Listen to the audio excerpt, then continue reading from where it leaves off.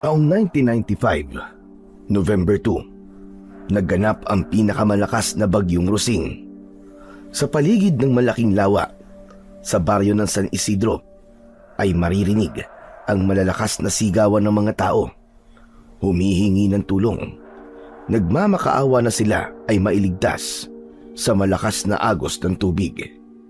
Mula sa tuktok ng bundok, papunta sa lawa, nagmistulang papel ang mga bahay na parang winawalis ng rumaragasang mga putik. Kasunod ang mga naglalaki ang katawan ng putol na mga puno na dumagdag pa sa pagwasak ng mga tahanang nakatayo sa gilid ng bundok.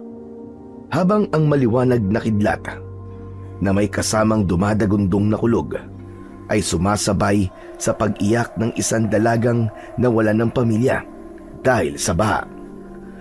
Kahit anong pagsusumikap na mailigtas ang mga kapatid at ina, ay wala na lamang nagawa ang babae, kundi ang mahigpit na yumakap sa katawan na nag-iisang punong natitirang matatag na nakatayo laban sa baha.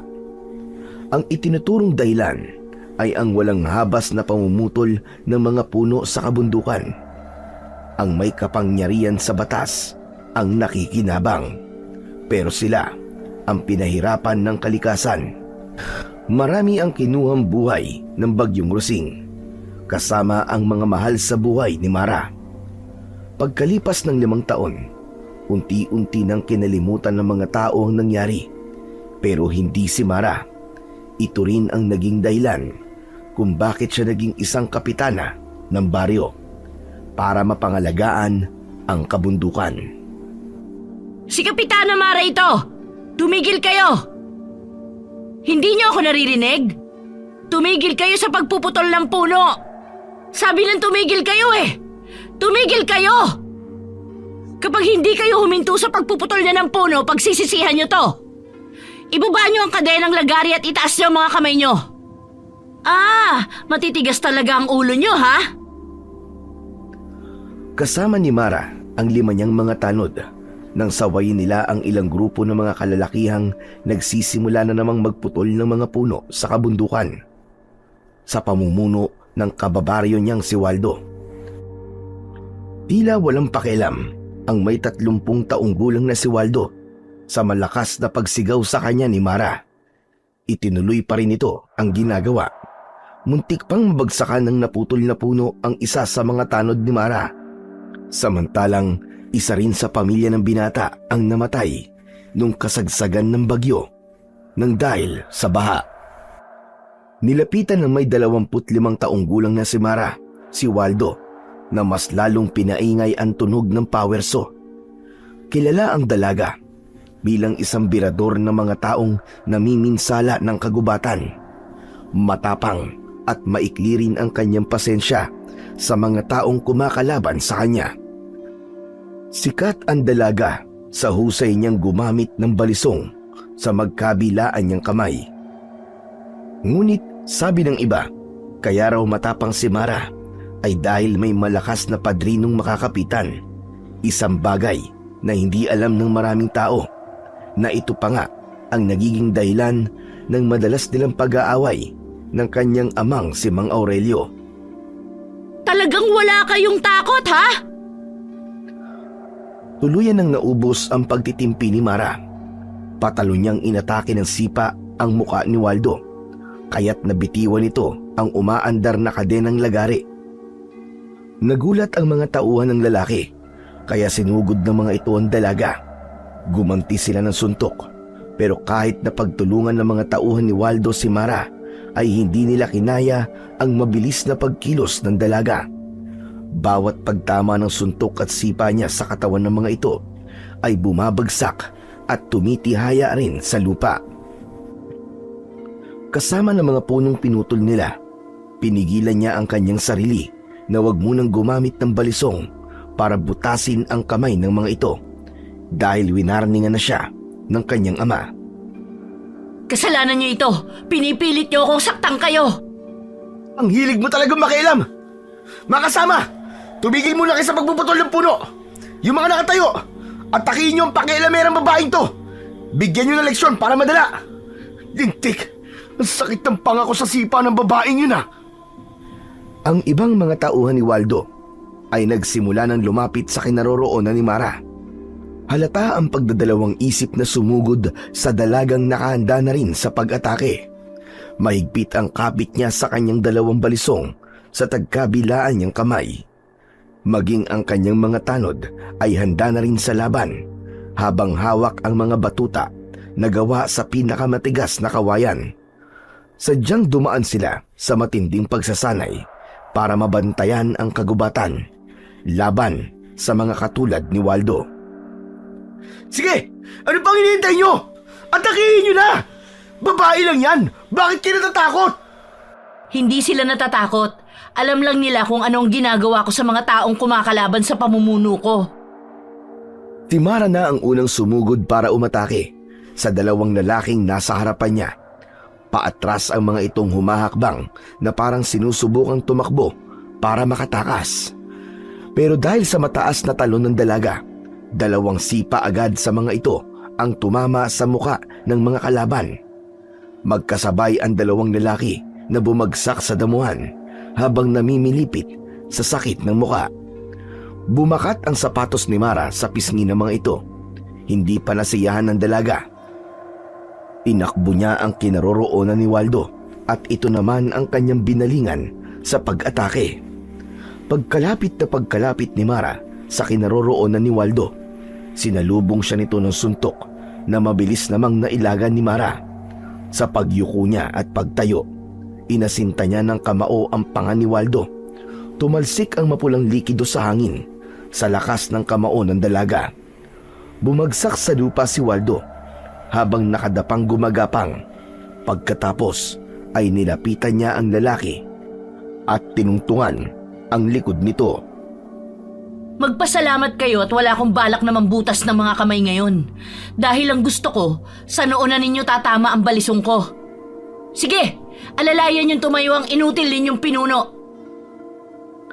Sinulyapan ni Mara ang kanyang mga tanod na pawis na din sa pakikipaglaban sa mga tauhan ni Waldo. Sandali, Mara! Wala kang karapatang pahintuin kami sa ginagawa namin. Bayad ang mga punong ito at may permiso kami kay Mayor. Bakit ka ba nang gugulo dito? Gusto mong masaktan? Galing ang utos kay Gob. Anong permisong pinagsasasabi nyo? Walang karapatan ng sino man na magputol ng mga puno sa bundok na ito. Ako ang nangangalaga sa kabundukang ito, kaya kung gusto nyo pang mabuhay, umalis kayo sa gubat na ito. Tumenya si Mara sa gawin ng kanyang mga tanod para ihanda ang mga lubid na ipanggagapos nila kay Waldo at sa mga tauhan nito. Itali ninyo ang mga walang ya. Igagala natin sa buong baryo para hindi pa marisa ng iba. Nang tabla naman ito ng hiya sa katawan. Ang kanilang mga gamit, sunugin nyo o di kaya ay itapon ninyo nang hindi na sila umulit. Agad na sumunod ang mga tanod sa utos ni Mara, kaya mas lalong nagwawala sa galit si Waldo na pilit nagpupumiglas sa pagkakahawak ng mga tanod ng dalaga. Kasama ang iba pang mga tauhan nito ay iginapos din nila na parang mga kalabaw. Kapitana Mara!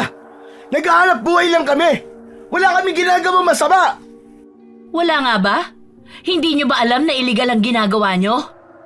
Kapitana! Kay Gob ito! Kay Gov o kung kanino pang Poncio Pilato, sa presinto na kayo magpaliwanag. Sige, hilahin nyo na ito. Ano ba? Bitiwan nyo nga ako! Pagsisisihan nyo tong ginawa nyo sa amin. Matapang ka lang, Mara. Dahil alam mong hindi ka pababayaan ng ama mong pulis.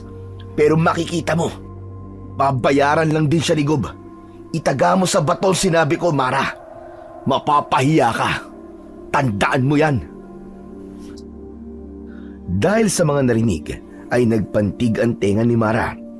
Bigla niyang sinuntok sa labi si Waldo na mas lalong ikinagalit ng lalaki. Matalim siya nitong tinignan na ginantihan naman niya ng nakakalokong ngiti. Ha! Tignan ko lang kung hindi mawala ang tapang mo kapag si Gob na ang kaharap mo.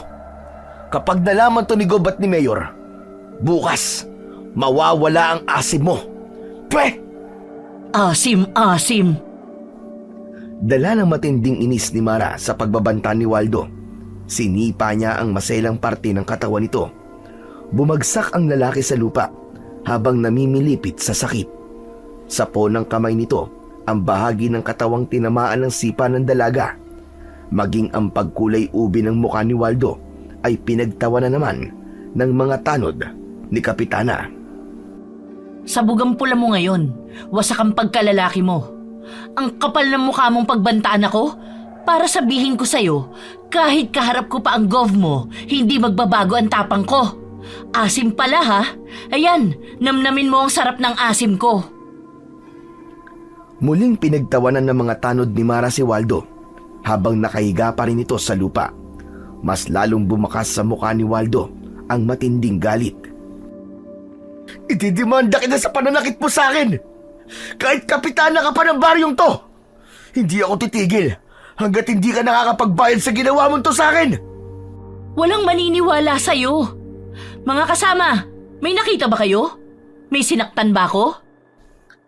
Humarap si Mara sa mga nakatayo niyang tanod at sabay-sabay ang mga ito sa pagsabing wala silang nakita. Hindi ako natatakot sa'yo.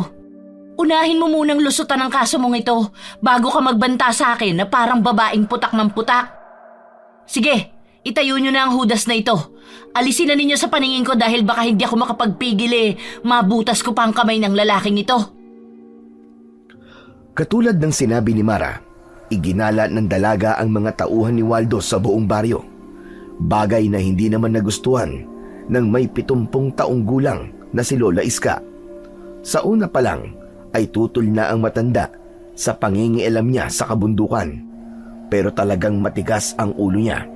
Kahit ayaw na ng matanda na masasangkot pa siya sa mga kaguluhang panlalaki, ay siya pa rin ang nasusunod. May dahilan ang galit ni Mara. Ito ay nang mamatay ang kanyang inang si Laura at mga kapatid. Wala siyang nagawa kundi ang panoorin ang paglubog ng katawan ng mga ito sa maputik na tubig. Hindi rin niya nabigyan ng pagkakataong maiburol ng maayos ang kanilang pamilya dahil nailibing na rin ito sa mga gumuhong lupa.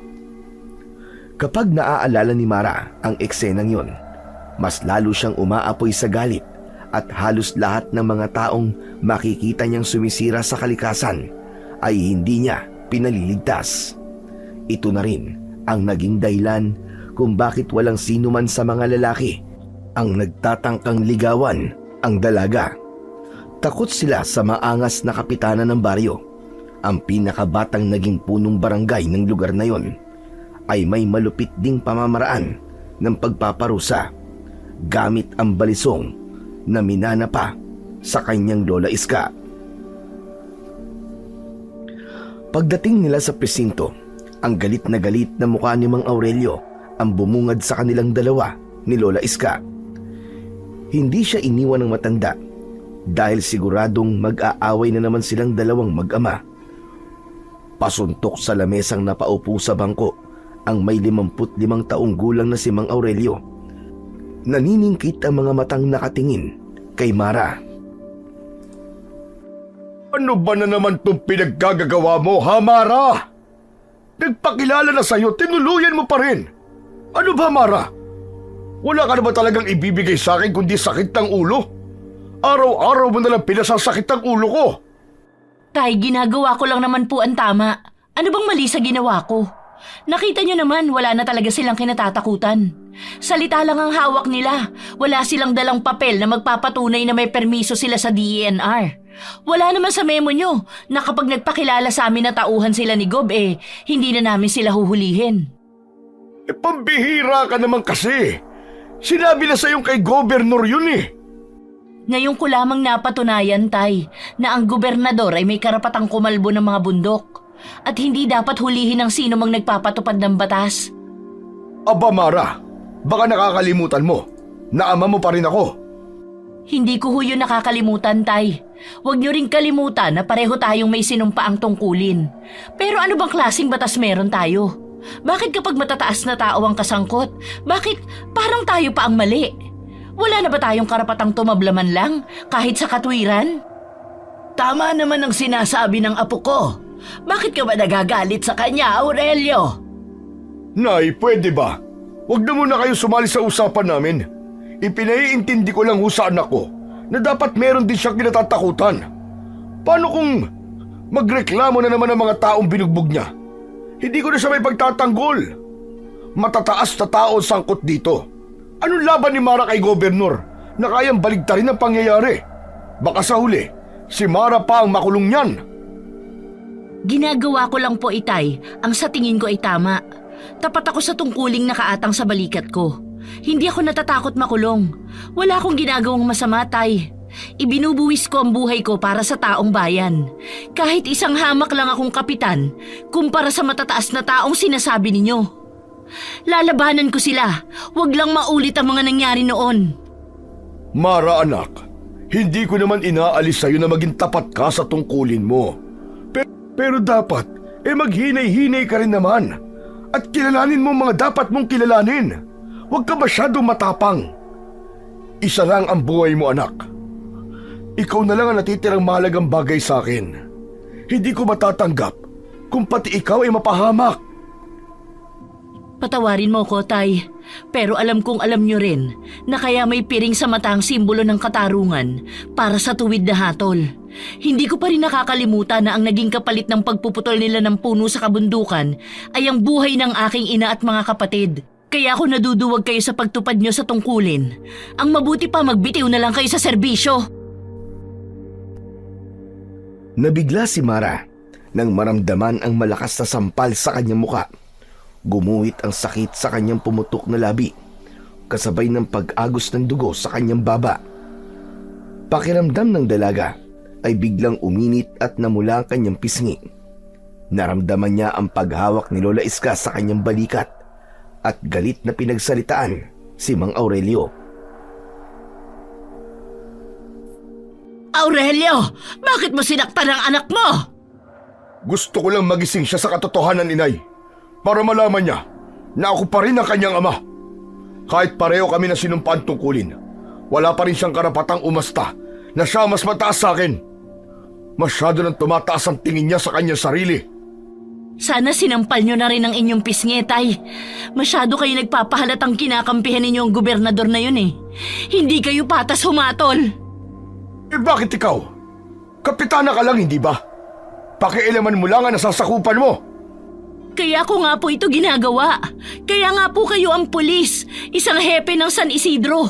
Ano po ba ang ginagawa ninyo? Mukhang nagpapalaki lang kayo ng tiyan. Ba't talagang... Tama na! Tumigil na kayo, mag-ama pa rin kayo, hindi kayo dapat nag-aaway. Mabuti na lamang pala at sumama ako kay Mara. Dahil kung hindi, baka hindi lang sampal ang aabuti ng apo ko sa'yo, Aurelio. Tara na, umuwi na tayo, apo. Baka gabihin pa tayo sa daan. Wala ka na rin namang magagawa dahil pinalaya nila si Waldo at ang mga kasama niya. Isang pagkakamali ang ginawa ninyong ito, Tay. Talagang isang pagkakamali. Dahil hinayaan kitang gawin ang mga gusto mo. Pinagsisisihan kong tinuruan pa kita kung paanong humawak ng balisong at lumaban. Hindi na kilos siya ng isang babae, kundi kilos ng isang sangganong walang sinasanto. Dahil sa pagpapalaya nyo kay Waldo, mas lalo lamang ninyo akong nilalagay sa panganib. Huwag mo akong sisihin sa nangyari sa'yo. Ikaw ang pumili niyan, hindi ako. Matapang ka, di ba? Patunayan mo. Siguro nga'y tama mga kababaryo natin. Na kaya ka matapang dahil inaasahan mo ang pagiging pulis ko. Iniisip mong tutulungan kita. Pwes, nagkakamali ka. Hindi ko kukonsintihin ang mga baluktot mong gawain. Alam ninyong kahit kailan na hindi ako umasa sa inyo. Kaya nga namatay si nanay at ang mga kapatid ko dahil sa kapabayaan ninyo eh. Hindi pagkukonsinti ang ginagawa ninyo, Tay, kundi pagpanig sa mga kaaway ng lipunan. Wala kayong kwentang pulis! Anong sabi mo? Tama na! Itigil nyo na ito! Ibaba mo, Aurelio, ang kamay mong nagtatangkang sumampal ulit sa pisngi ng apo ko! Ano ba kayong mag-ama? Hindi na ba talaga kayong magkakasundo?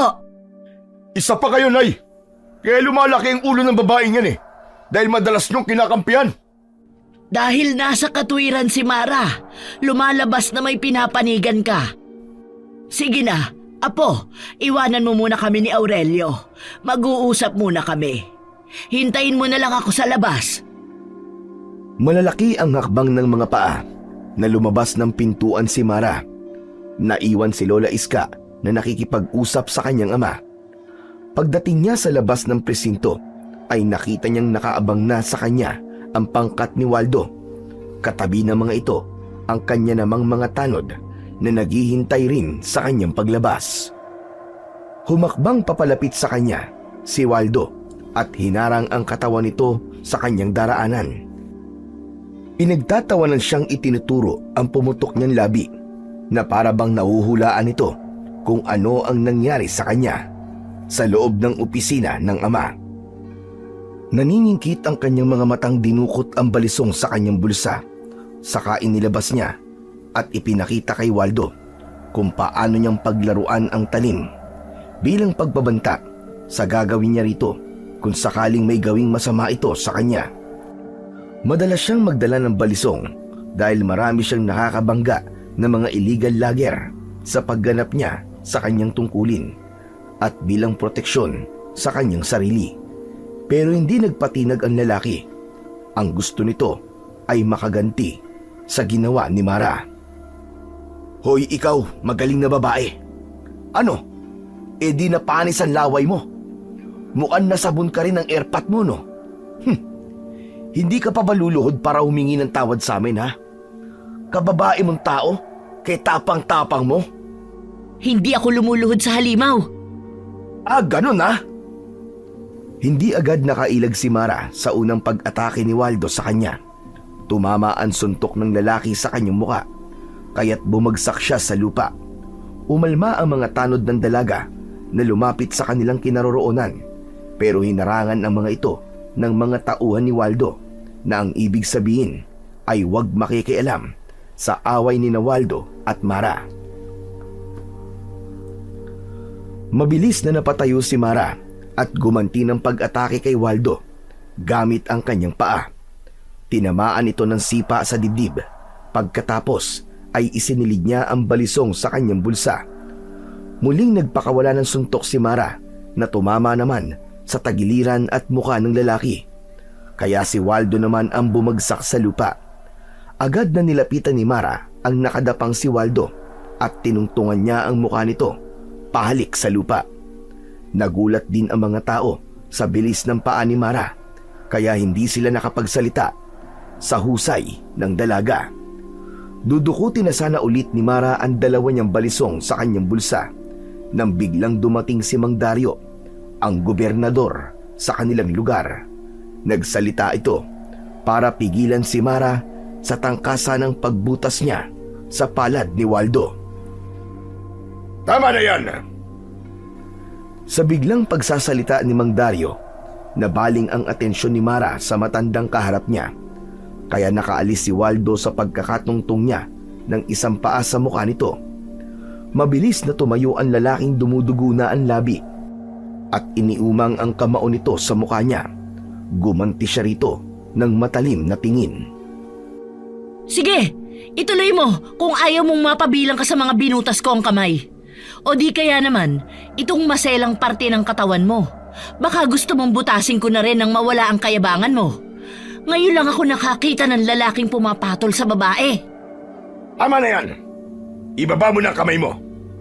Kung ayaw mong mapahiya sa harapan ng mga tauhan mo. Babae ang kalaban mo, pero kaya kang pahalikin sa lupa. Sinundan pa ng malalakas na tawa ng mga tanod ni Mara na lalong nagpadilim sa mukha ni Waldo. Lumapit si Mang Dario sa nakatutok pa ring kamao ni Waldo at ang gobernador na mismo ang nagbaba ng kamay ng lalaki. Saka nakangiting hinarap si Mara. Iba ang naramdaman ni Mara nang makaharap niya si Mang Dario. Ito ang kauna-unahang pagkakataon na nakita niya ng harapan ang sakim na gobernador. Maging ang paraan ng pagkakatitig dito sa kanya, kung titignan niya, ay para itong maamong tupa na walang ginagawang kasamaan. Mara, talaga palang matapang ka. Kung anong ganda ng pangalan mo, ay isang bagsik ng pagkatao mo. Sayang naman ang tapang mo kung bulati lang sa sementeryo ang makikinabang sa katawan mo. Gov, hindi ho ako mabagsik. Talagang mahina lang ang mga tauhan mo. Kung pagbabanta ang sinasabi nyo, ano pang pinagkaiba nyo sa inutil na si Waldo? Pare-pareho lang kayong mahina. Inutil din ang mga babaeng lumalaban sa hindi nila kaya. Magpasalamat ka at maraming tao sa kagaspangan ng ugali mong yan. Dapat sinibak ko na yan pagbumuka mo. Salamat naman, Gov, nahihiya kayo. Pero konti lang yan. Mahiya kayo sa lahat ng taong bumoto sa inyo. Tigilan nyo na ang pagkalbo sa bundok na kayo lang ang nagtatamasa. Marami ang maghihirap kapag naulit ang mga nangyari noon dito sa San Isidro. Bitayin ka man, kulang pa ang buhay mo sa papatayin mo. Malaswa ang tubo ng bunganga mo, Iha. Kasing laswa ba ng ginagawa nyo? May batas akong sinusundan. Ang sumusuway ay kalaban ko. Ang sumusunod naman ay kakampi ko. Kung ang lahat ng pulis ay sumusunod sa'yo at nababayaran nyo, ako ang huling kapitana na puputol sa sungay mo. Magaling, Iha. Pero titiyakin ko sa'yo, naluluhod ka at luluhan ng dugo sa harap ko. Hindi ako lumuluhod sa mga halimaw na kagaya ninyo. Talagang halimaw ako at hindi mo gugustuhin makilala ko dahil baka pagsisiyan mo ang gagawin ko sa'yo. Umaasa akong ito na ang huli nating pagkikita at huwag mo na ulit susubukang kalabanin ako at harangan ang dadaanan ko dahil kung hindi, sasagasaan kita. Hindi ako natatakot sa inyo kaya huwag niyo akong pagbabantaan. Kung halimaw ka, ako ang magsisilbing asin na papaso sa halimaw mong katawan. Tandaan ninyo ang sinasabi ko. Kahit sino ka pa, hindi ako natatakot sa inyo. Pare-pareho lang tayong kumakain ng kanin at nag-iisa ang buhay. Hindi pa ito ang huli nating pagkikita. Ako ang magsisilbing anino mo, tandaan mo yan. Kapag hindi mo ipinatigil ang pagkalbo sa bundok, sa susunod, ikaw naman ang kakalbuhin ko. Aba talagang... Oh, ang puso mo, mahal na gobernador. Maraming nakatingin, oh.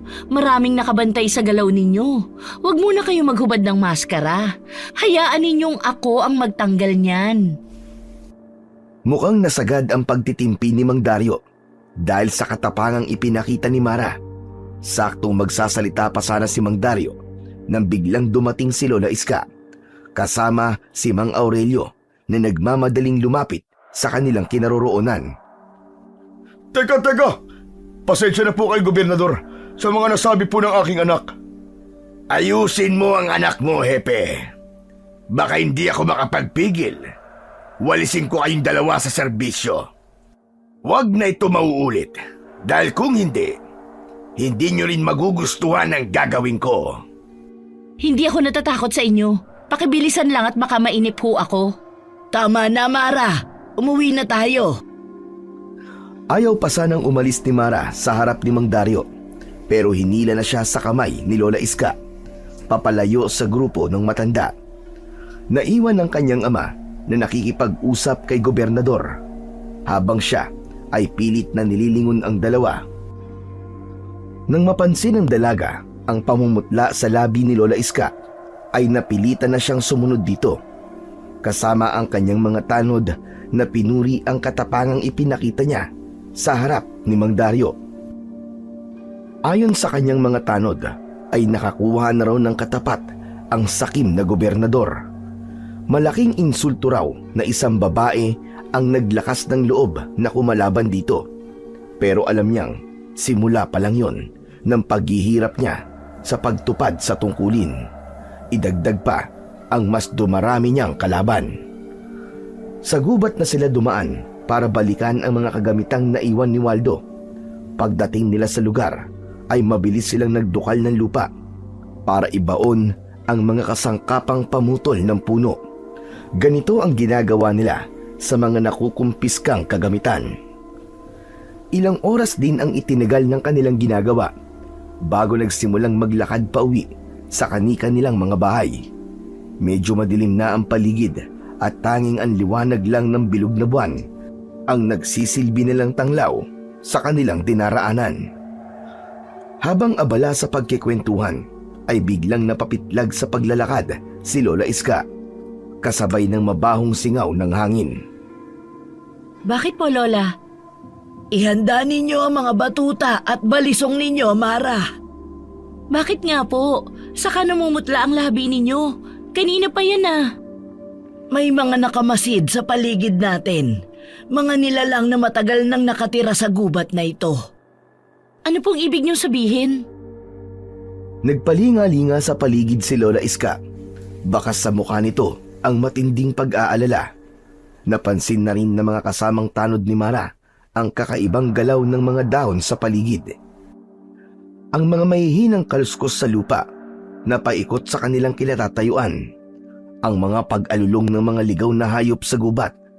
Kasabay ang mas tumitinding amoy ng nabubulok na laman ng tao.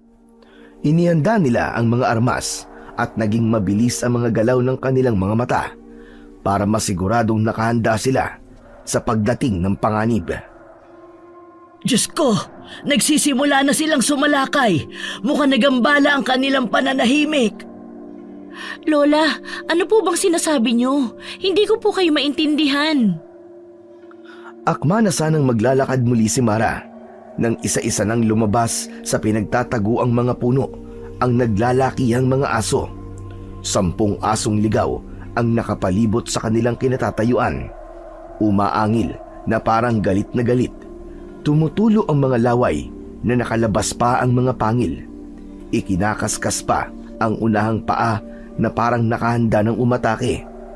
Binalot ng takot ang buong pagkatao ng mga tanod ni Mara. Pero hindi umaalis ang mga ito sa tabi ng dalaga na nakahanda na rin lumaban. Maging si Lola Iska ay hindi rin inaalis ang paningin sa mga asong nakatayo sa kanilang harapan. Lola, bakit ganyan ang mga kinikilos ng mga asong gubat na yan? Hindi sila mga asong gubat, Mara, kundi mga aswang na handang lumapa sa atin. Ano po? Kahit na anong mangyari, wag na wag kayong pakakagat sa kanila. Mapanganib ang kanilang laway. Isang lason na papatay sa inyo. Ilang saglit pa ay lumabas naman ang isang nilalang na sa tingin ni Mara ay ang pinuno ng mga halimaw. Isang taong aso na may naaagnas na balat. Nakangisi itong may mapupulang mga mata. Itinaas ng nilalang ang kaliwa nitong kamay at sa pagbaba ay magkakasabay na umatake ang mga aso sa kanilang kinaroroonan. Halos pagtig-isahan sila ng mga hayop sa gubat. Si Mara naman ay sinugod niya ang nakatayong pinuno ng mga aswang. Tumalon siya ng mataas habang mahigpit na hawak ang kanyang balisong. Inatake niya ito sa dibdib pero mabilis ang pagkilos ng pinuno. Nakaganti kagad ito ng kagat sa kanyang kaliwang braso kaya nabitiwan niya ang isa niyang balisong.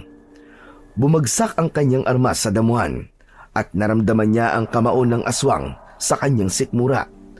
Pasadsad siyang bumagsak sa lupa habang sapu-sapo ang sarili niyang tiyan. Nilapitan siya ng pinuno ng mga aswang at padakot sa damit na itinayo siya nito. Kasabay ng muling pagkagat nito sa kanyang balikat. Binigwasan niya ng suntok ang mukha ng halimaw kaya't natanggal ang kagat nito sa balat niya. Nakita ni Mara ang pagbulwak ng dugo sa kanyang sugat. Lalo siyang nagalit sa ginawa ng aswang. Kaya naman, gumanti ulit siya rito ng saksak pero nahawakan ng pinuno ang kanyang kamay at muli siya nitong kinagat sa braso. Habang sa gilid ng kanyang mga mata ay nakikita niyang sugatan na rin ang kanyang mga tanod. Mara! Apo! Bitiwan mo ang apo ko! Mula sa pagkakaluhod ni Mara sa damuhan, dinig na dinig ni Mara ang malakas na sigaw ni Lola Iska nang makita nito ang ginagawa ng pinuno sa kanya. Mabilis ang takbo ng matanda na sinipa nito ang pinuno. Halos gumulong sa damuhan ng halimaw sa lakas ng sipa ni Lola Iska.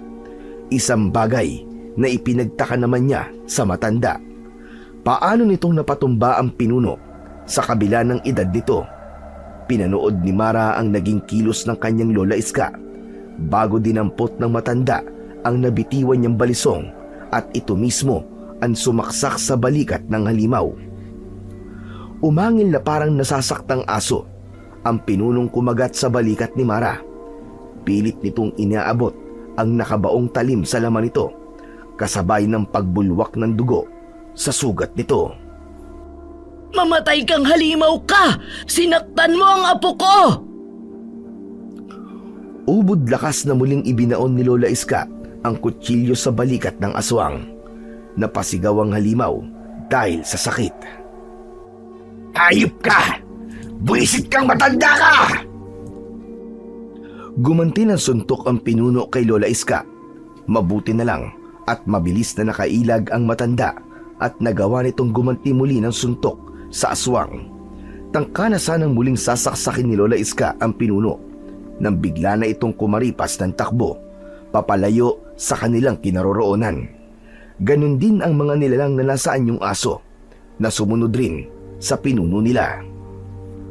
Ang naiwan ay ang mga tanod ni Mara. Sa kasamaang palad, 3 ang namatay sa kanyang mga tauhan at 2 lang ang natirang buhay at sugatan pa. Mara, apo, may tama ka. Kailangan mong magamot agad. Ang mga kasama ko po muna, Lola, ang tulungan nyo. Sugatan din sila. Pero mas malalim ang mga sugat mo sa katawan. Isa pa, ang mismong pinuno nila ang nakakagat sa'yo. Masyadong delikado para sa'yo. Huwag niyo po akong alalahanin, Lola. Ang mahalaga ay mailigtas sa mga tanod ko. Nasugatan sila ng dahil sa akin. Mabilis na kumilos ang matanda sa utos ni Mara, pero ang kanyang mga tauhan ang mismong nakiusap na unahing gamutin si Mara dahil gasgas lang ang sugat na tinamo nila. Ang mga ito pa nga ang nagtulong-tulong para alalayan si Mara papunta sa bahay ni Lola Iska. Iniwan muna nila pansamantala ang katawan ng mga namatay na tanod habang paika-ika silang naglalakad papunta sa kubo ng matanda. Hindi alam ni Mara na may bahay ang matanda sa gitnang kakawyan, kaya pagdating nila sa kubo nito ay nagulat siya sa itsura ng loob ng bahay. Gawa yun sa kawayan na may bubong na pawid. Sagana ang bakuran sa mga tanim na halamang gamot. Maraming nagkalat na mga puting bato sa paligid. Alam niyang mabisang pangontra din yon sa mga aswang, kaya naisip niya na marami pa pala siyang hindi alam tungkol sa totoong pagkatao ng matanda. Pagpasok ni Mara sa sala ng bahay, ay bigla siyang nakaramdam ng pananakit ng kanyang mga sugat. Tumibok-tibok pa na parang puso. Naramdaman din niya ang abnormal na pagtirik ng kanyang mga mata, paninigas ng kanyang katawan at pagtulo ng kanyang laway. Bumagsak siya sa saig na yari sa kawayan habang naririnig niya ang nag-aalalang boses ng kanyang mga tanod. Hindi alam kung ano ang gagawin para makatulong ang mga ito sa matanda. Maging si Lola Iska ay nanginginig din ng katawan dahil sa takot. Panay rin ang paglapat ng palad nito sa kanyang noo dahil sa tumataas na temperatura ng kanyang katawan. Diyos ko, hindi ito maaari. Huwag naman sana. Mara, apo ko, kontrolin mo ang sarili mo. Labanan mo ang sakit, nakikiusap ako. Naririto lang si Lola, hindi kita iiwan. Ang sakit po, Lola. Anong nangyayari sa akin? Mas lalong bumilis ang tibok ng puso ni Mara nang maramdaman niya ang kakaibang enerhiya na gumagapang sa kanyang katawan. Butil-butil na rin ang pawis na lumalabas sa kanyang noo, kaya't maging ang 2 niyang mga tanod ay natutulalang nakatingin sa namimilipit na dalaga. Nakahiga siya sa saig na hindi mapigilan ang pagkikisay ng kanyang katawan. Naramdaman ni Mara na nagbago ang kulay ng kanyang mga mata. Naging kulay pula yun na nagdudulot naman ng takot sa matanda. Napaupo si Lola Iska sa sahig, bakas sa mga mata ang takot at pag-aalala para sa kanya. Hindi naiintindihan ni Mara kung ano ang nangyayari sa kanya. Basta ang alam niya lang, para siyang sinisilaban ng buhay. Napansin ni Mara na may kinuha si Lola Iska sa ilalim ng lamesa sa gilid ng upuan. Isang uri ng bilog na garapon na may lamang kulay pulang likido. May mga ilang hibla ng buhok ang nakababad sa likido na kinuha ng matanda at iwinisik-wisik sa kanyang sugat habang bumubulong-bulong itong nakapikit. Bawat pagtama ng buhok sa kanyang sugat ay doble ang sakit na gumuguhit sa kanyang kalamnan. Konting tiis lang, Mara. Hindi ko hahayaang mapahamak ka. Lola, bakit po ganito ang pakiramdam ko? Parang gusto kong kumain ng hilaw na karne. Tumigil ka! Kung ano-anong pinagsasasabi mo. Baka kung ano pang isipin ng mga tanod mo eh. Epekto lang yan ang kagat ng aswang sa'yo. Binilinan kita kanina na huwag kang magpapakagat sa mga aswang. Pero ang tigas pa rin ang ulo mo. Sumugod ka pa rin dun pa sa pinakapinuno nila. Nang maramdaman ni Mara ang unti-unting pagkawala ng sakit ng kanyang sugat, saka lang din nawala ang panginginig ng kanyang katawan. Kaya naman, inalalayan siyang muling umupo sa upuang kahoy ni Lola Iska. Maya-maya pa ay dalawa naman niyang tanod ang ginamot ng matanda. Pero napansin niyang hindi ang gamot na nasa garapon ang ginamit ni Lola Iska sa mga tanod, kundi dinikdik na dahon ng artamesa. Pagkatapos na malagyan ni Lola Iska ng benda ang mga sugat ng dalawang tanod, ay muli itong bumalik sa tabi niya. Pagkalipas ng ilang minuto, nagpaalam na ang dalawang tanod kina Lola Iska at Mara. Sinabi ng mga ito na sila na ang mag-aasikaso sa mga namatay nilang kasamahan at ipapaalam na lang kay Mang Aurelio ang mga nangyari kay Mara. Nang umalis sa mga ito sa kanilang harapan, saka lang nagkaroon ng pagkakataon ng dalaga na tanungin si Lola Iska tungkol sa mga napansin niya kanina sa matanda. Lola, hindi pa po kayo nagpapaliwanag sa akin kung ano bang nangyayari. Bakit may ganong mga nilalang na sinasabi ninyong aswang? Ano po ba talaga kayo? Wala sana akong balak na ipaalam sa iyo kung sino ako. Dahil alam kong gagamitin mo lang itong dahilan para mas tumupad sa iyong tungkulin. Dati akong manunugis ng mga aswang kulob. Sila ang umatake sa atin kanina. Matagal na panahon na nang huli silang umatake. Kaya nagulat ako sa bigla nilang pagsulpot sa ating harapan kanina. Aswang kulob? Alam po ba ito ng mga taga-baryo? Saka, anong klaseng mga nilalang ang aswang kulob? Mga nilalang na nakatira sa gubat. Takot sila sa salamin, lalong-lalo na sa mutya ng kabayo.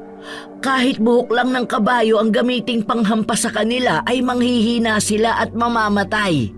Kumakain sila ng laman loob ng tao at hayop. Kahit ang kapwa aswang nila ay kaya rin nilang kainin. Hindi rin sila takot sa sikat ng araw. Sa halip, ito pa mismo ang nakapagpapagaling sa kanilang mga sugat. Alam din po ba ni tatay ang tungkol sa pagkatao ninyo? Oo, kahit kailan ay hindi ko yun inilihim sa kanya. Kaya lang tutol siya sa ginagawa ko, kaya minabuti kong itago ang lahat ng kagamitan ko sa kubong ito. Kanina po ay nakita ko kung gaano kayo kalakas makipaglaban. Nagawa po ninyong pabagsakin ng pinuno. Paano niyo po nagawa yon, Lola? Dahil sa suot kong mutya ng kabayo. Itinaas ni Lola Iska ang pang-itaas nitong suot na damit at nakita niya ang isang kulay dilaw na tela na nakatali sa bewang nito. Tinanggal ng matanda ang pagkakabuhol ng tali saka ibinigay kay Mara. Ano po ito, Lola? Ang batong nasa gitna ay ang mutya ng kabayo. Isang mabisang bato na may kapangyarihang kabal o kakayahang hindi pagtalab ng kahit na anong klaseng sandatang tatama sa iyong katawan. Katulad ng baril, itak o kahit na kutsilyo. Subukan mong itali sa iyong bewang ang mutya. Malalaman mo kung ano ang mga kakayahang mababago sa katawan mo. Muling pinagmasdan ni Mara ang telang nasa kanyang kamay. Pagkatapos ay itinali niya sa kanyang bewang. Hindi halos makapaniwala ang dalaga sa kakaibang liwanag na nakita niya sa suot na mutya. Nawala rin ang kanyang nararamdamang sakit sa sugat. Nagtatakang napatingin siya sa mukha ni Lola Iska. Nakangiti itong nakatingin sa telang nasa bewang ni Mara. Paano naman po kayo, Lola? Hindi po ba magkakaroon ng epekto sa inyong katawan ng pagkawala ng mutya sa inyong bewang? Talagang ipinamamana yan sa mga sunod na lahi ng tagapagbantay. Kung hindi agad namatay ang anak kong si Laura, siya sana ang sunod na magmamana niyan. Sa kalagayan mo ngayon, dapat lang na ikaw na ang mga laga sa mutya, kasama ng 2 mong balisong. Naalala ko po kanina habang nararamdaman ko ang epekto ng kagat ng aswang. Bakit iba ang gamot na ginamit niya sa akin kumpara sa 2 tanod kanina? Syempre, apo kita. Dapat lang na mas mabisa ang gamot na ibibigay ko sa'yo. Tingnan mo naman ang epekto ng gamot. Nawala agad ang pagkikisay mo. Saka, parang kakaiba po ang nararamdaman ko kanina. Parang nagugutom ako na hindi ko maintindihan. Hindi nga ba't kinagat ka ng aswang? Kaya nararamdaman mo rin kung ano ang nararamdaman nila. Maiba tayo ng usapan. Kahit na anong mangyari, wag na wag mong sasabihin sa iyong ama ang tungkol sa mutya. Bakit po? Para hindi na madagdagan ang pag-aaway nyo. Hindi pa man halos natatapos magsalita si Lola Iska, ay dumating na si Mang Aurelio. Pawis na pawis ang noo habang namumutla ang labi. May dalang gasera ang kanyang ama na bakas ang matinding pag-aalala sa muka. Agad itong lumapit sa kanya at sinuri ang mga sugat niya sa katawan. Kumusta na ang pakiramdam mo, anak? Mabuti na po, Tay. Ano ba nangyari? Nakita kong katawan ng mga tanod mo. Wakwak ang mga tiyan, butas ang leeg, at naliligo na sa sariling dugo. Maging ang malalaking aso, nakita rin namin katabi ng mga tanod. Inabangan kami sa gubat ng mga aswang kulob. Aswang kulob? Naku po, isa lang ang dapat mong gawin. Mag-ingat ka. Baka ang mga tao rito at mga tanod mo idamay nila. Sa ngayon, hindi pa sila nagiging agresibo. Hindi magtatagal ay magiging bantala sila sa kaligtasan ng buong baryo. Pero bakit ako? Kung totoong sa akin sila galit, bakit kailangan pong idamay nila mga tanod ko? Dahil kakampi mo sila, Mara. Bakit hindi niyo sinabi sa akin na meron palang aswang na gumagala sa baryong ito? Sana man lang napaghandaan ng aming mga kasama ang kanilang pagsalakay. Wala sanang mga namatay sa tanod ko. Dahil matagal na sila nanahimik. Ngayon lang ito nangyari. Kailangan pala ng malawakang pagroronda sa gabi para sa pagsugpo ng mga halimaw na yan. Isasama ko na sila sa listahan ng mga taong sakit ng ulo ng baryo. Nahuli na ulit ang mga tauhan ni Waldo sa iligal na pagpuputol ng kahoy sa bundok. Mabuti na lang at ako nakakita sa kanila. Dahil kung ikaw ang nakakita sa kanila, sigurado ko na butas ang kamay ng mga yon. Talagang bubutasin ko mga kamay nila. Tay, kung sakali, maging pantay na kaya ang batas? Hindi kaya sila pakawalan? Makahulugan ang tanong mo, Mara. Bakit? May alam ka bang baluktot na itinuwid ko? O tuwid na ibinaluktot ko? Tay, naninibago lang siguro ako. Saka, hindi ka naman ganyan makipag-usap sa akin dati. Kilala mo ko, anak. Hindi ako hunyangong pabago-bago ng kulay. Lalo na kapag tungkol sa kapakanan mo. Biglang napatingin si Lola Iska na kanina pang nakikinig sa pag-uusap ni Mara at Mang Aurelio. Tama na yan. Baka kung saan na naman mapunta ang usapan. Sa kalagitnaan ng pag-uusap ni Mang Aurelio, Mara at Lola Iska, umalingaw-ngaw ang tunog ng putok ng baril sa labas ng bahay. Nanggaling yun sa mga pulis na kasama ni Mang Aurelio. Diyos ko, Aurelio, maraming aswang kulob na nasa labas. Inaatake nila ang mga kapulisan mo. Sinasalakay na naman nila tayo. Dito lang kayo, Nay. Haharapin ko muna sila. Mabilis na pumosisyon si Mang Aurelio sa gilid ng pinto nang binunot nito ang baril. Nakasilip itong nakatutok ang armas sa mga asong nasa labas. Nang magsimula ng magpaputok ng baril si Mang Aurelio, ay tinamaan nito ang aso na papalapit sa kanilang kinaroroonan. Isinarado ni Lola Iska ang pinto at muling humarap kay Mara. Kailangan nating umalis dito. Masyadong maraming aswang na nasa labas. Tumakas na kayo, Nay! Isama niyo si Mara! Bilisan niyo! Tay, masyadong delikado. Sasama po ako. Wag na! Kailangan niyong umalis. Sige na! Iwan niyo na ako dito. Sa likod kayo dumaan. Bilisan niyo! Hayaan mong sumama si Mara sa'yo, Aurelio. Hindi mo sila kakayanin. Pero sugatan si Mara, Nay. Kaya ko po, Tay. Hindi na hinintay ni Mara na sumagot pa si Mang Aurelio. Mabilis siyang tumakbo papunta sa labas habang hawak ang 2 balisong sa tigkabilaan niyang kamay. At una siyang umatake sa mga sumusugod na aswang. Mula sa kanyang kinatatayuan ay kitang-kita ng dalaga ang nagkalat na dugo sa lupa. Maging ang mga aso na walang tigil sa pagngat-ngat ng laman ng mga wala ng buhay na katawan ng mga pulis. Naramdaman ni Mara ang pagsunod sa kanya ni Mang Aurelio. Napatayo ito sa kanyang tabi habang nakatutok sa mga aswang ang baril. Sakto rin na may isa pang pulis na natitira na gumagapang papalapit sa paanan ni Mang Aurelio. Habang hinaharangan ng palad nito ang nawakwak nitong tiyan, sapo ang nakalabas na lamang loob. Inalalayan itong umupo ni Mang Aurelio pero binawian na rin ito ng buhay. Dahil sa nakitang eksena ay muling sinulyapan ni Mara ang mga halimaw habang abala ang mga ito sa paglapa sa mga katawan ng mga biktima. Nilapitan niya mga ito at malakidlat na pinagsasasaksak niya ang mga aswang gamit ang kanyang 2 balisong. Bawat tamaan ng kanyang talim ay sa leeg ng aso bumabaon. Kasunod ng malalakas na pag-alulong ng mga aso dahil sa nararamdamang sakit. Ganon din ang ginawa ni Mang Aurelio. Gamit ang kanyang baril ay pinaputukan niya ang mga halimaw na sumugod sa kanila. Nasira na rin ang bakuran at mga tanim na gamot dahil sa bumabagsak na katawan ng aso. Tay, ayos lang po ba kayo? Ayos lang ako, anak. Wala nga akong ginawa eh. Dahil ikaw na halos ang umubos sa mga kalaban. Anak, hindi ko alam na napakahusay mo na palang gumamit ng balisong. Saka ang galaw mo, parang kakaiba. Tay, mamaya na po tayo mag-usap. May 2 pang natitirang aso. Mabilis ang pagtayo ni Mara para salubungin ng talim ang lumundag na aso. Kaliwat kanan ang ginawa niyang pagsaksak sa leeg nito. At nang bumagsak sa damuhan ay nagkikikisay na nanigas ang katawan nito. Parang nakukuryenteng unti-unting nasusunog. Ang isa pang natitirang aso ay bigla siyang nakagat sa braso.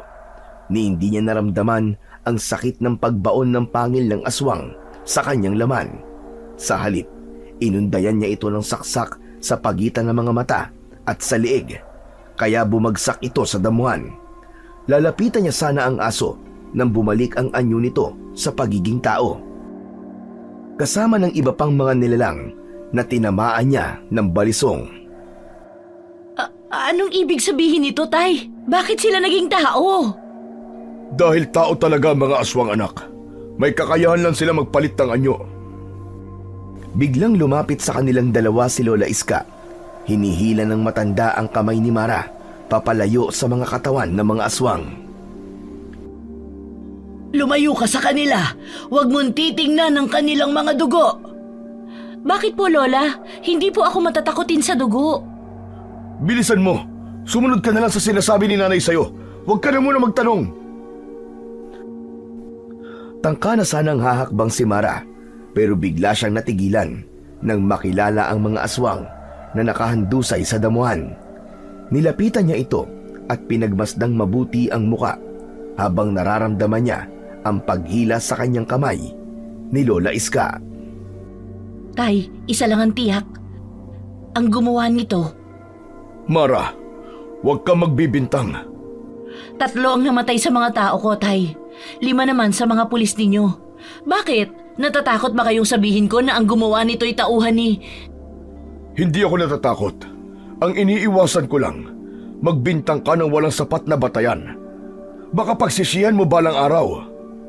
May batayan ako, Tay. Anong batayan mo? Mas nilapitan ni Mara ang dalawang napatay niyang aswang, kaya't napasunod sa kanya si Mang Aurelio. Ganon din si Lola Iska. Itinuro niya ang muka ng mga lalaki. Ang taong yan, kung natatandaan ninyo, yan ang nahuli kong kasama ng nagpuputol ng mga kahoy sa bundok. Ang isang ito naman ay tauhan ni Waldo at siya rin ang dinala ko sa presinto nyo. Tao sila ni Gobernur. Tiyak na si Gobernur ang may kagagawa nito. Kung aswang ang kanyang mga tauhan, malamang na aswang din si Gobernur.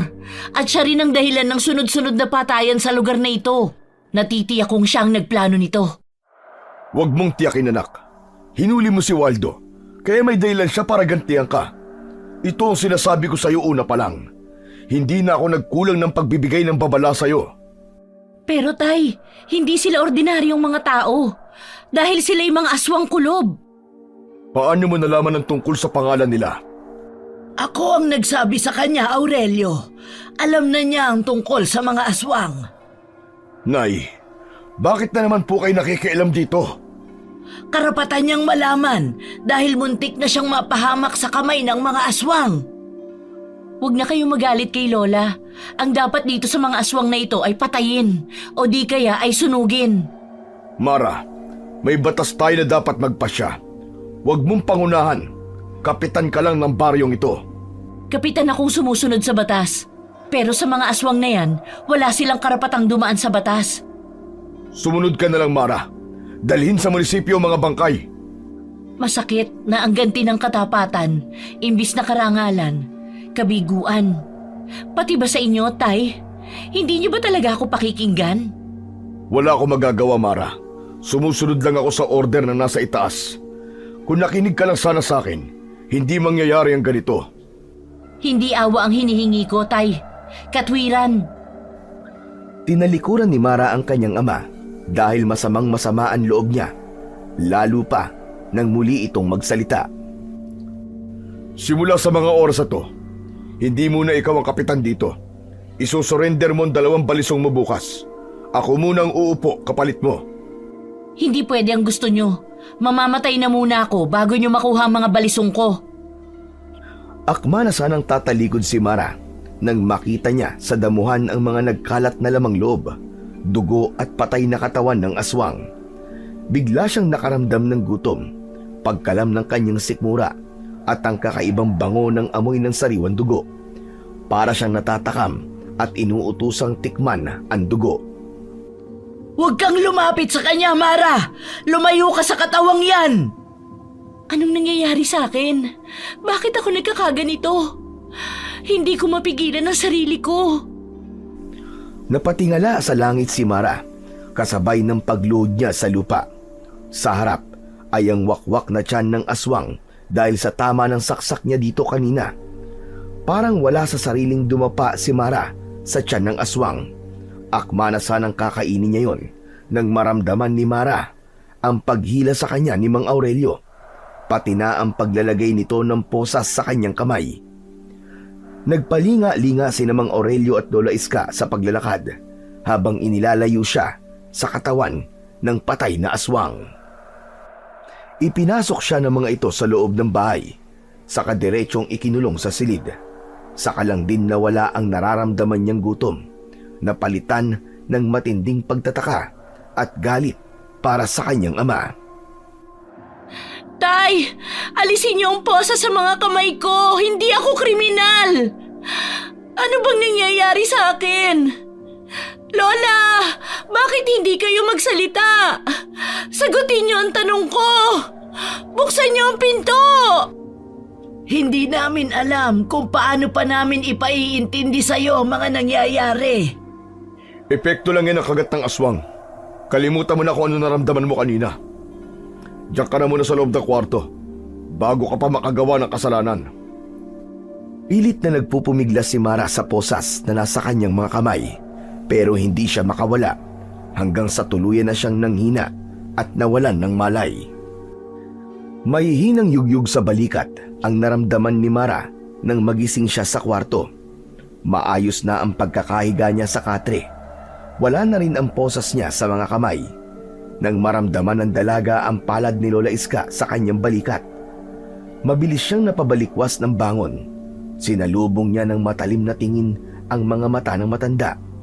May mga luwa sa mga mata nito na hindi magawang tumingin sa kanya ng diretsyo. Nakaalis na ang iyong ama. Hindi ka na niya ginising dahil sa mga nangyari sa inyo kagabi. Kumusta ang pakiramdam mo? Umalis po siya dahil umiiwas siya sa mga tanong ko. Huwag kayong mag-alala, medyo masakit lang po ng konti ang mga sugat ko sa katawan. Ang mas masakit sa akin ay ang dibdib ko. Dahil sa galit, Lola. Alam ko may hindi magandang nangyayari sa aking katawan. Hindi ito isang simpleng kagat lang ng aswang. Si Aurelio, siya na lamang ang tanungin mo. Hindi pa po ba tayo uuwi? Para matanong ko na siya kung ano pa ang mga itinatago niyo sa akin. Kaya nga ginising na kita. Bumangon ka na dyan at isasara ko lang ang pinto at bintana. Huwag kang masyadong magpadala sa nararamdaman mo. Sandaling umalis si Lola Iska sa harapan ni Mara, kaya muli niyang kinapa ang balisong sa kanyang bulsa. Nakahinga ng maluwag ang dalaga nang maramdaman na nasa kanya pa rin ang armas at hindi tuluyang kinuha ng ama. Nang maihanda ang sarili, ay lumabas na rin si Lola Iska para sumama papunta sa bahay nila sa gitnang baryo. Pagdating nila roon ay halos pagtinginan sila ng mga tao. Nakarating na siguro sa kanila ang mga nangyari sa atin kagabi. Hindi ko rin po maiwasan ang hindi malungkot at mahiya sa mga nangyari. Habang ang mga tanod ko ay pinaglalamayan ngayon. Tapos ako buhay na buhay. Walang magawa kundi ang yumuko. Pagkatapos, hindi ko pa alam kung ano ang nangyayari sa akin. Ipinagpatuloy ni na Lola Iska at Mara ang paglalakad. Hindi inaasahan ni Mara na madadaanan nila ang pangkat ni Waldo. Nag-iinuman ng tuba sa tapat ng tindahan ni Aling Bella. Saktong pagtapat nila sa umpukan nito ay biglang nagsalita si Waldo. Mara! Nakarating na sa amin na nangyari sa inyo kagabi na mga tanod niyong mayabang. Pati na ang pagpapalit sa iyo ng iyong ama. Hindi dumaan sa tamang proseso, oo. Ginamit ang pagiging ama niya sa iyo. Kawawa ka naman. Kawawa rin ang mga tanod na pinabayaan mo mamatay. Mas kawawa yung mga lalaking nasusugatan ng wala namang pakinabang ang ginagawa. Yung tipong sakit na ng ulo ng baryo, inutil pa sa serbisyo. Tara na, Mara. Huwag mo na lang silang intindihin. Awat kay Mara ni Lola Iska, pero naramdaman niyang umiinit ang mutyang nasa bewang niya. Kaya naman, dinukot niya ang 2 balisong sa kanyang bulsa at ipinakita niya sa mga ito kung paano niyang nilaro-laro ang kutsilyo. Tumabi muna po kayo, Lola. Ipapaliwanag ko rin po sa inyo ang gagawin ko. Apo, nakikiusap ako. Umiwas ka na sa gulo. Hoy, ikaw tanda! Umalis ka sa tabi ng apo mo. Kung ayaw mong kaladkarin ka namin, pabalik sa kubo mo, dun sa gubat! Natigilan si Lola Iska sa sinabi ni Waldo, kaya makahulugang napatingin ito sa mukha ni Mara. Ang alam niya ay walang nakakaalam sa kubo ni Lola Iska, kaya't paano nitong nasabi ang tungkol sa kubo. Isang palatandaang maaaring isa si Waldo sa mga halimaw na sumalakay sa kanila. Hoy Mara! Huwag mo akong pakitaan ng balisong mo ha. Hindi ako natatakot sa'yo. Pero alam mo, ginawa kang utu-uto na sarili mong ama eh. Alam naman yan tama ka. Pero mas kinampihan niya ang gobernador na nanggigipit sa'yo. Palibasa, sip-sip yang si Mang Aurelio eh. Magkano ba natanggap niyang suhol? Pwede ba, Waldo? Kung walang lalabas na maganda dyan sa bibig mo, itiko mo na lang. Hindi ako katulad mo na parang tagak. Nakatungtong lang sa likod ng kalabaw, akala mo ikaw na ang nagmamay-ari ng baryong ito. Eh buwisit ka pala eh. Nakikisimpatya lang naman ako sa'yo eh. Nang babara ka pa. Mara, apo, umalis na tayo. Huwag mo na lang silang pansinin. Basta dyan lang ho kayo, Lola. Alam mo Mara, sa totoo lang, maganda ka sana eh. Kaya lang, makita ko pa lang ang pagmumukha mo, kumukulo na kagad ang dugo ko. Ngayon lang ako napahiya ng ganito sa buong buhay ko. Sa isang babae pa. Idagdag pa yung walang kwenta mong ama. Pagkatapos mabayaran tinalo kami. Pwede ba? Bawiin niyo ang sinabi niyo tungkol sa aking ama? Kung hindi, bubutasin ko talaga ang mga kamay niyo. At hindi ako nagbibiro. Nakakalokong ngiti ang itinugon ni Waldo sa nanggigigil na si Mara. Saka tumingin ito sa mga kasamang nagsisimula na ring lumapit sa kanya. Maging ang mga taong abala sa mga ginagawa ay napatigil at pinanood si Waldo kung papaanong bastusin si Mara. Hindi naman nagpatinag si Mara dahil alam na niya kung bakit umiinit ang mutya sa kanyang bewang. Malakas ang kutob niya. Sina Waldo ang mga aswang na sumungod sa kanila kagabi. Napansin niya rin ang sugat sa balikat nito. Palatandaang nagmula yon sa kanyang balisong. Gawa ng pag-atake dito ni Lola Iska.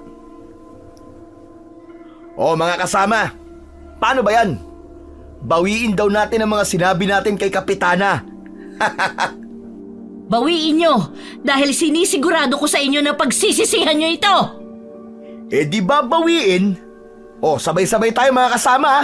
Bibilang akong 3. 1, 2, 3. Inutil kang Kapitana!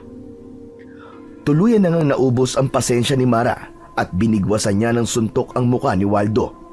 Sa po ng palad nito, ang labing tinamaan, saka bumagsak sa lupa. Gulat na gulat ang lalaki sa lakas ng kamao ni Mara. Hindi nagtagal ay nagsimula na ring sumugod ang 5 nitong mga tauhan, pero pinaikot niya lang ang sipa sa mga muka ng mga tauhan ni Waldo, habang ang 2 balisong sa kanyang mga kamay ay mahigpit niyang hawak. Halos hindi rin makapaniwala si Mara sa kanyang sarili nang isa-isa niyang tinignan ang nakabagsak na mga tauhan ni Waldo sa lupa. Mabilis na bumangon ng mga ito at napapahiyang tumingin sa mga taong nanonood sa kanila. Ang galing-galing talaga ng apo ko. Sige, baliin mo ang mga braso nila.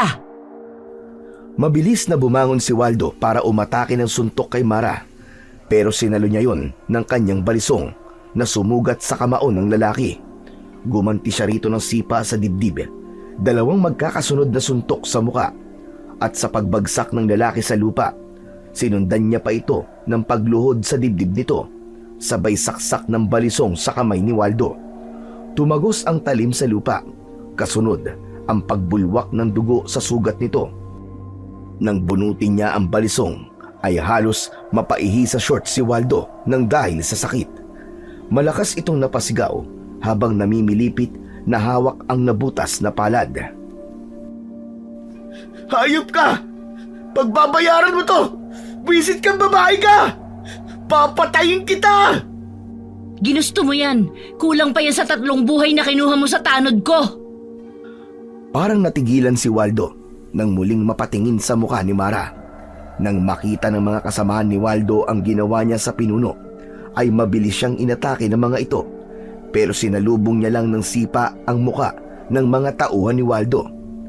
Sa kamalasan nila, kapag natutumba at bumabagsak sa lupa, sinusundan kagad ni Mara para butasin ang mga palad nito ng kanyang balisong. Napuno ng sigaw ang gitnang baryo dahil sa mga nararamdamang sakit ng palad. Habang namimilipit ang mga ito ng sakit ng kamay, ay nilapitan ni Mara ang nakahiga pa ring si Waldo. Kung ako lang, kaya kong palampasin ang mga sinabi nyo. Pero ang laiti ng ama ko, tatablahin ko kayo. Ibang usapan yon. Hayop ka! Pagsisisihan mo to! Si Mang Aurelio pala ang kahinaan mo ah! Makikita mo, malapit ka nang mawalan ng ama! Ganun ba? Tumayo si Mara at tinuntungan ang butas na palad ni Waldo. Halos mabingi siya sa ingay nang nagsisisigaw ito ng dahil sa sakit. Pero mas inikot-ikot pa niya ang kanyang paa sa pagdikdik sa dumudugo nitong kamay. Halos magwala na si Waldo, matanggal lang ang paa ng babae sa palad nito. Aray! Alisin mo ang paa mo sa palad ko! Makakarating to kay Gob! Sisiguraduhin ko mapaparusahan kang hayop ka! Tama na yan, Mara. Umuwi na tayo! Saka lang din kumalma ang galit ni Mara nang hawakan siya ni Lola Iska sa kamay. Pinagmasdan niya ang mga tao na patuloy na nanonood sa kanyang ginagawa. Narinig pa niya ang bulungan ng mga kababaryo niya na ang tapang-tapang daw niyang babae. Walang kinatatakutan, maangas at sanggano kung magalit. Karapat dapat daw maging kapitana si Mara dahil sa galing sa pakikipaglaban at may prinsipyo. Iniwan ni Mara ang mga kalaban at umuwi sa kanilang bahay na malapit sa simbahan. Gabi na nang umuwi si Mang Aurelio sa kanilang tahanan, pero halos masira ang pinto nila sa lakas ng pagkakasipa ng paa ng kanyang ama. Nagsisisigaw at galit na galit. Indikasyong nakarating na rito ang nangyari sa kanila ni Waldo. Siguro ay indinimanda siya ng lalaki. Dito naman niya ipinagtapat ang mga natuklasan niya tungkol sa pagkatao ni Waldo at alam na rin yun ni Lola Iska. Maging ang mga tanong niya sa ama ay karapat dapat na rin itong sagutin. Tay? Diretsong pumasok si Mang Aurelio papalapit sa kinaroroonan na nakatayong si Mara. Dinakot nito ang damit niya at galit na inilapit sa mukha nito. Nanlilisik ang mga matang sinalubong ni Mara ang tingin ng ama. Ano ba to, Mara? Ha? Nanggulo ka raw kina Waldo. Ginamit mo pa raw ang pangalan ko. Mali ang balitang nakarating sa inyo. Hindi ako nanggulo at hindi ko gagamitin ang pangalan niyo, Tay. Tama na. Tama ng pangangatwiran mo. Mabuti pa. Para sa ikabubuti mo, umalis ka na sa baryong ito. Isama mo si Nanay Iska. Mahal ko ang San Isidro at hindi ko magagawa ang sinasabi niyo. Ang sinasabi ko, para sa kapakanan mo. Ang kapakanan ng San Isidro ang iniintindi ko. Ang pagprotekta sa kabundukan natin. Yon ang totoong layunin ko. Pati na ang pagpuksa sa mga aswang kulob. Pasensya na, Tay, pero hindi ako susunod sa gusto nyo. Bibigyan ko ng katarungan ang nangyari sa aking ina at sa mga kapatid ko. Matapang ka, Mara. Masyado kang matapang. Ang sinasabi ko'y katwiran, Tay. Hindi katapangan. Kapag nadungisan ang pangalan ko sa kakagamit mo, ako ang makakalaban mo. Bilang anak mo, hindi ko po inaasahang ganyang kaliit ang tingin niyo sa akin. Patutunayan ko sa inyo na kahit babae ako, magagawa ko silang pigilan. Maging kayo, Tay. Iginagalang ko pa naman kayo at inaasahan ko na sa oras ng aking kagipitan, kayo lang ang malalapitan ko. Dapat sana ipagtanggol niyo ako tulad ng gagawin ko kapag may papatay sa inyo. Ako muna ang mauuna bago po kayo. Sayang ang paggalang ko sa inyo, Tay. Hindi inaasahan ni Mara ang gagawin ni Mang Aurelio nang bigla siya nitong bitiwan sa damit at humugot ng baril sa bewang, sabay tutok sa kanyang noo. Umalis ka na, Mara. Bago ko butasin ang bala ang ulo mo. Kahit anak pa kita, kaya kong ubusin ang bala ko sa katawan mo. Kung papatayin ka rin naman ng ibang tao, ako na mismo ang papatay sa'yo. Masyado ka na matapang. Bato na ang puso mo. Balang araw, maiintindihan mo rin ako kung bakit ko to ginagawa. Lumayas ka na sa pamamahay ko! Sige, Tay, iputok nyo. Para kumalat ang utak ko sa bahay na ito. Ang bahay na dating puno ng saya, ang bumuo sa pagkatao ko. Sige, Tay, kalabitin nyo na ang gatilyo. Kayo po ang matigas dahil bato ang puso nyo. Pakiramdam ko ako lang ang nawala ng pamilya. Hindi kayo, Tay. Ang laki niyong duwag. Diyos ko, Aurelio, ibaba mo ang barel. Huwag mo itutok sa anak mo. Huwag kayong makialam dito, Nay. Sumusobra na ang batang ito Alam ni Mara na nabigla lang ang kanyang ama sa naging desisyon ng pagtutok nito ng baril sa kanya dahil nanginginig ang kamay ni Mang Aurelio. Pakiramdam ni Mara, biglang tumigil ang oras. Parang kutsilyong bumabaon sa kanyang dibdib ang tingin na yon ng kanyang ama. Dahil hindi nito magagawang iputok ang baril, ipinalo nito ang armas sa kanyang muka. Napailing na lang ng kanyang muka sa kabilang direksyon kahit naramdaman na niya ang mainit na likidong umaagos sa kanyang labi. Muli siyang tumingin dito at mas lumapit sa kanyang ama. Iniangat niya ang baril nito at itinutok ni Mara sa sarili niyang noo.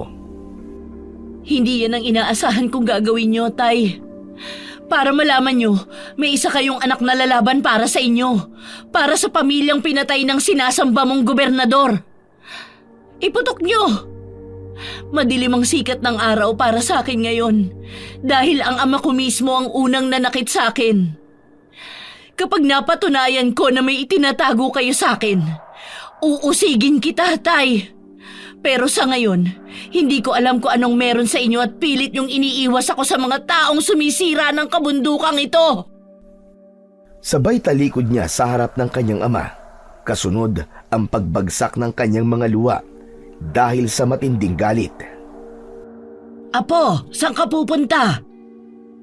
Mag-iisip-isip po muna para mas maintindihan ko kung bakit nagkakaganyan si tatay. Madilim ang anyo na lumabas ng pintuan si Mara. Walang tiyak na pupuntahan. Habang naglalakad, bumubuhos ang masaganang luha sa kanyang mga mata. Hindi niya matanggap na sinaktan siya ng kanyang ama. Sa pagpapatuloy ng paglalakad ni Mara, ay hindi niya napansin na nasa lugar na siya kung saan namatay ang kanyang mga tanod. Kaya lang, nang makita niya ang baboy ramo na nagdudukal sa lupa, bigla na naman siyang nakaramdam ng kakaibang pakiramdam. Matinding pagkagutom na hindi niya mapigilan ang kanyang sarili. Tuluyan nang hindi na kontrol ni Mara ang nararamdaman. Mabilis niyang sinunggaban ang baboy ramo at agad na kinagat ang hayop sa leeg.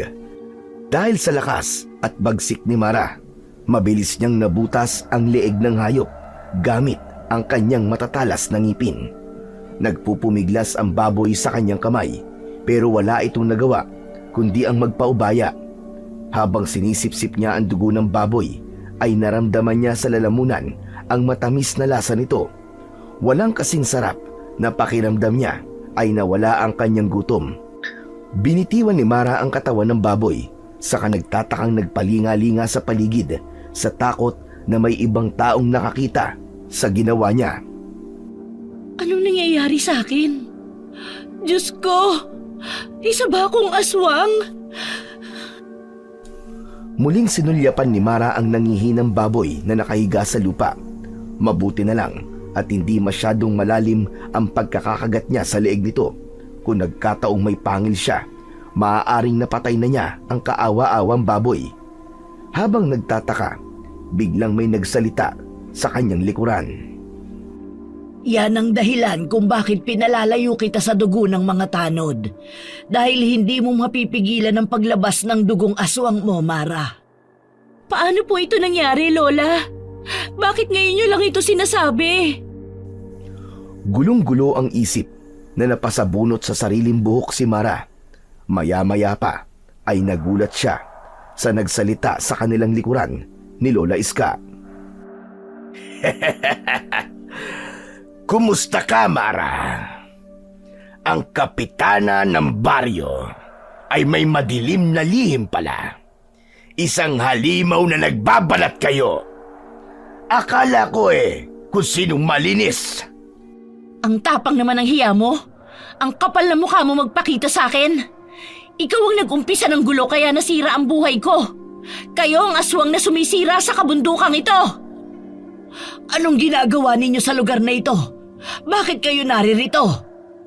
Nakarating sa akin ang kayabangan ng kapitanang ito. Talagang gusto kong banggain. Pero teka, punasan mo muna ang dugo ng baboy ramo sa labi mo. Hindi bagay sa'yo. Pareho lamang tayo. Alam kong aswang ka rin. Kaya lang malas mo ngayong gabi dahil ito na ang magiging katapusan mo. Ikaw ang nag-umpisa nito. Hindi ako. Ikaw ang nag-umpisa ng gulo. Ako lang ang tatapos.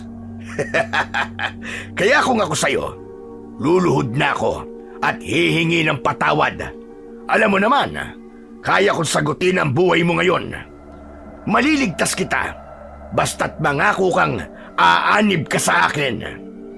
Sa Diyos lang ako lumuluhod. Hindi ako lumuluhod sa masibang buhayang katulad mo. Hindi rin ako umaanib sa masasamang tao na kagaya mo. Uy! Banal na aso, santong kabayo, ha? Maya-maya pa ay dumating na rin ang grupo ni Waldo. May benda ang kamay nito na binutas ni Mara ng balisong. Dahan-dahan siyang dumukot ng armas sa kanyang bulsa at umatras papalapit kay Lola Iska. Naramdaman niya ang pag-iinit ng mutya sa kanyang bewang, kaya nasisiguro niyang hindi ordinaryong tao ang kaharap, kundi katulad niyang kampundin ng kadiliman na mas piniling maging masama. Galit na iniumang ni Waldo ang hawak nitong kutsilyo kay Mara. Loko pala to eh! Dito pa lang, gigilitan ko na ng leeg ang babaeng to! Konting lamig ng ulo, Waldo. Konting lamig. Hindi pa nga magaling ang sugat mo sa kamay eh. Babae lang yan, Waldo. Ibaba mo na kutsilyo. Huwag ka naman masyado magpasikat. Tigilan ninyo ang apo ko. Lalong-lalo ka na, Dario. Baka pagsisihan mo lang sa huli ang gagawin mo. Hindi ko naman siya ipapapatay, Lola Iska. Gusto ko munang maghirap siya. Katulad ng ginagawa ko sa pamilya nyo. Malapit nang mawala ang lahat sa iyo, Mara. Kabayaran ito sa lahat ng pagtataksil sa akin ng iyong ina matapos niyang sumama sa iyong ama. Tama na. Walang alam si Mara sa naging relasyon mo kay Laura. Ang sakit naman. Pinaglihiman ka pala ng sarili mong pamilya, Mara. Hindi ko naman na sana kayo pakikialaman pa ng iyong ama. Kaya lang, pati ba naman negosyo ko ay sisirain nyo? Kayo itong unang sumira ng buhay ko. Gawin niyong mabilis, Gobernador. Hindi lahat ng oras ay nasayo. Kapag nagkaroon ako ng pagkakataong patayin ka, ikaw ang luluhod para sa buhay mo. Huwag kang mainip, Mara. Huwag kang mainip. Hindi ang isang tulad mo ang papatay sa akin. Hindi mo ako kilala. Sa ayaw at sa gusto mo, ikaw ang luluhod sa harapan ko. Kung hindi ako iniwan ni Laura, buhay pa sana siya ngayon. Iiwan ka talaga ni Laura dahil nalaman niyang isa kang halimaw. Nakita ka niya kung paanong kumakain ng laman loob ng tao. Wala kang kasing sama dahil sa kasakiman mo. Sinadya mong ipakalbo ang kabundukang ito para bumaha at mamatay ang dati mong asawa. Hindi nga naman ibibintang sa'yo ang pagkamatay nila. Pero alam mo bang yun din ang pinakamalaki mong nagawang pagkakamali? Hindi agad nakapagsalita si Mang Dario, pero umatake na kagad ng saksak si Waldo. Wala na itong pakialam sa kung anong nakaraan ng gobernador. Ang mahalaga dito ay makaganti kay Mara. Pero nasalag ni Mara ang kutsilyong hawak ni Waldo ng gamit niyang balisong. Biglang nagkagulo sa gitna ng kagubatan. Nagulat na lang din si Mara nang makita ang nagliliwanag na mutya sa kanyang bewang. Nanlalaki ang mga mata ni Mang Dario nang makita rin ito ang mutya sa bewang ni Mara. Pero naging agresibo si Waldo na makaganti sa dalaga. Kahit nararamdaman nito ang sakit ng sugat sa kamay, ay mas nanaig ang galit nito sa dibdib para kay Mara. Sabay-sabay na nagpalit ng mga anyo ang mga tauhan ni Waldo. Naging isang mabangis na malalaking asong gubat. Panay ang pag-angil na ikinakaskas pa ang unahang paa sa lupa. Ganoon na rin si Mang Dario na nag-anyong pinakamalaking taong aso. Mapupula ang mga mata. Tumutulo ang laway na biglang lumukso sa kanyang kinatatayuan. Samantalang si Mara naman ay pilit na pinoproteksyonan si Lola Iska. Mamamatay kayong lahat! Mula sa malakas na pagsigaw ay sumerko-serko sa ere si Mara at pinagsasasaksak niya ang leeg ng mga aso. Malalakas ang angil na bumabagsak ang mga ito sa damuhan habang nagkikisay. Bawat wasiwas ng kutsilyo ng dalaga ay may tinatamaang nilalang. Natakot ang lahat ng mga aswang nang biglang bumalot sa katawan ng dalaga ang maliwanag na ilaw na nanggagaling sa kanyang mutya. At kahit anong gawin nilang pag-atake kay Mara, ay hindi yun tumatalab sa katawan niya. Lahat ay napaatras, nagtataka sa kapangyarihang taglay ng dalaga. Si Waldo na hindi nakatiis ay muling sumugod sa dalaga. Inundayan nito ng saksak si Mara sa tagiliran, pero parang bato ang katawan ni Mara na hindi bumaon ang talim. Kaya sa pag-ikot ni Mara para gumanti kay Waldo, bumaon ang dalawa niyang balisong sa dibdib nito.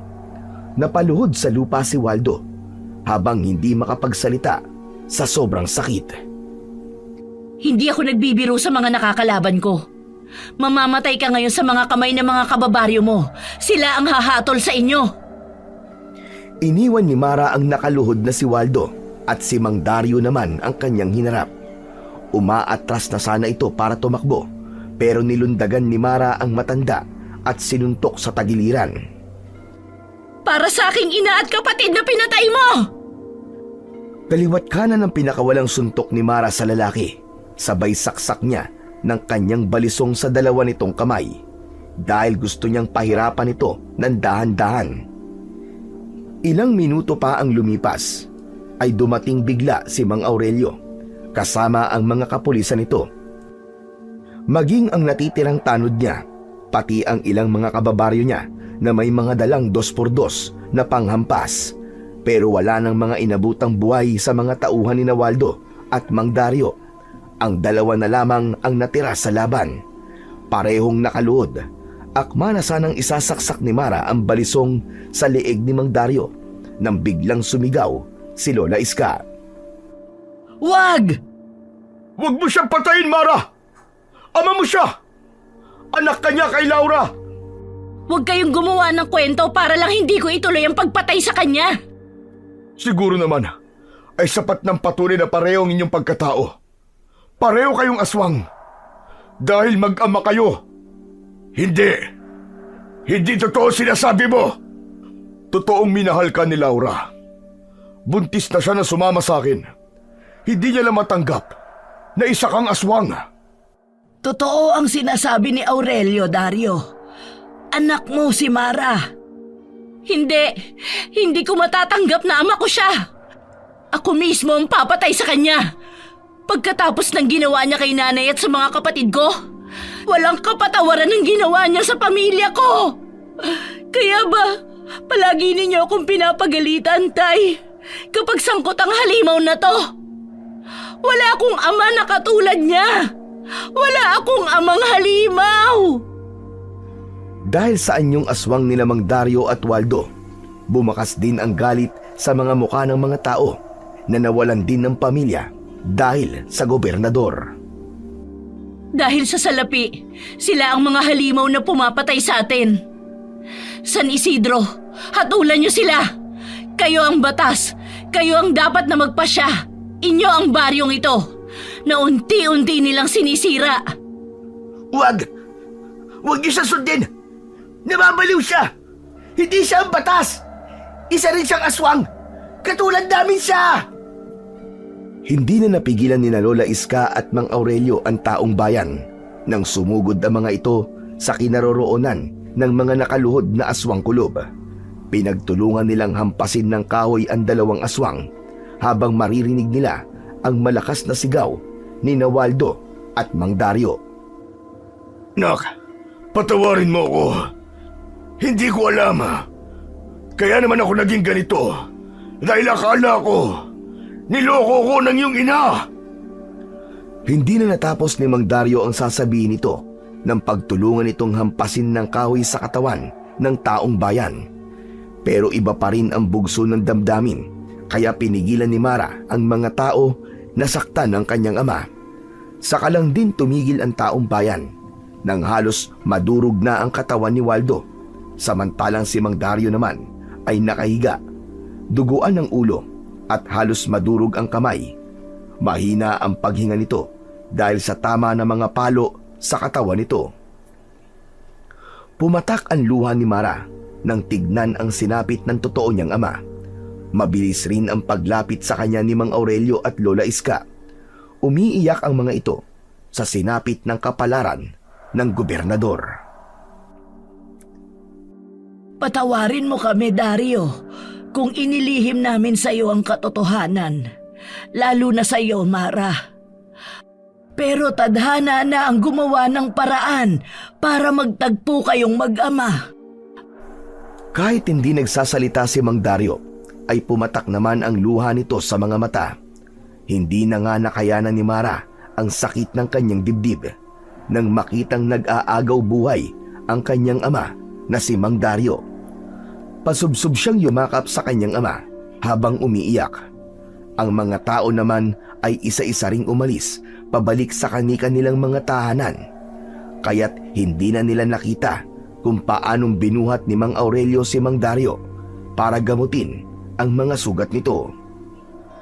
Si Mara mismo ang gumamot sa mga sugat ng ama gamit ang likidong may babad ng buhok ng kabayo sa garapon.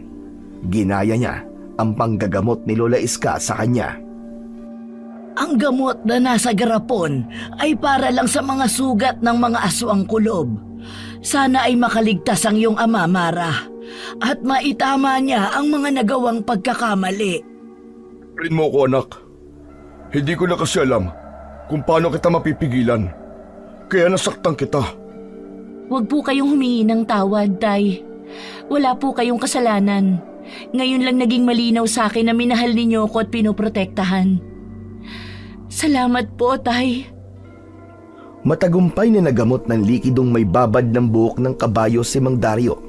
Ilang araw din ang tinagal ng pagpapagaling sa mga sugat ni Mang Dario at tuluyan na ngang tinalikuran ni Mara ang pagiging kapitana ng baryo ng San Isidro. Magmula noon ay wala nang naging balita ang mga taga-baryo sa mag-amang aswang kulob. Maging sina Lola Iska at Mang Aurelio ay naglaho na parang bula sa baryo. Pero alam ng mga tao na nasa lugar lang ang mag-ama. Sa baryong walang nakakakilala dito dahil may mga kumakalat pa ring balita tungkol sa babaeng may tangan ng 2 balisong na madalas mambutas ng palad sa mga masasamang loob. Natigil na rin ang iligal na pamumutol ng mga puno sa kabundukan at muling bumalik ang katahimikan sa buong baryo ng San Isidro.